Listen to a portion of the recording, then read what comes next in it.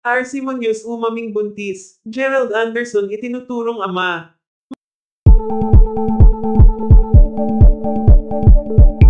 Matapos nang magsalita ni RC Munoz tungkol sa estado na ng relasyon nila ni Gerald Anderson, tila marami ang nagsasabing palusot lamang umano ni Gerald ang naging interview nito kay Tony Gonzaga kung saan sinasabi nito na hindi umano totoo na hiwalay na sila ni Julia Barreto. Ayon sa source, ginawa lamang umano ni Gerald ito upang pagtakpan ang namumuong relasyon nila ngayon ni RC Munoz. Ayon sa ilan, tulad umano sa ginawa noon ni Gerald sa ibang babae na nakarelasyon nito noon. Nakakaawa umano si Julia dahil ginamit at ginawa lamang umano itong basahan ni Gerald. May ilan na nagsasabing kung ano umano ang ginawa sa iba, yun din umano ang babalik sa'yo. Ayon sa source na naging pahayag ni RC, ipinagsigawan na umano nito sa publiko na talaga umanong may relasyon na sila ni Gerald.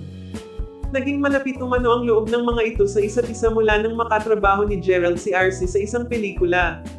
Marami rin ang nakakapansin sa pagiging malapit ng mga ito sa isa't isa, maging ang pagiging sweet ng mga ito.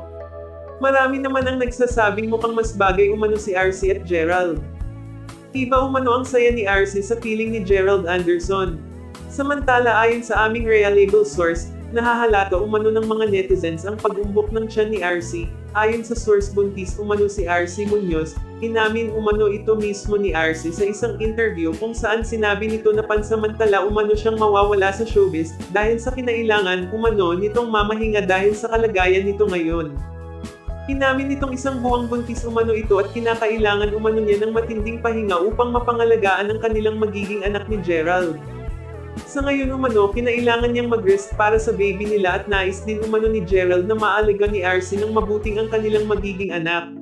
Samantala, ayon sa source, kaya pala umano isinapubliko na ni RC ang relasyon nila ni Gerald dahil sa pagbubuntis nito.